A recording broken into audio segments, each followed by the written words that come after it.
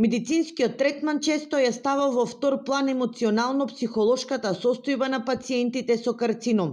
Но токму ваквата подршка е еден од клучните фактори што им помага полесно да се соочат со болеста, објаснува психотерапевтот Анета Кирова.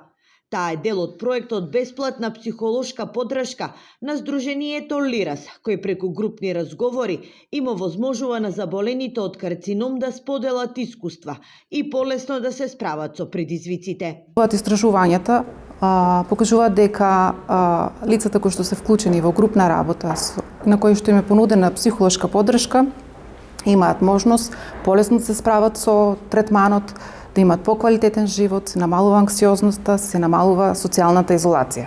Групите ќе ги водат стручни лица во атмосфера каде пациентите слободно ќе зборуваат за стравовите и стресот, а истовремено ќе бидат поттикнати храбро да се борат со болеста.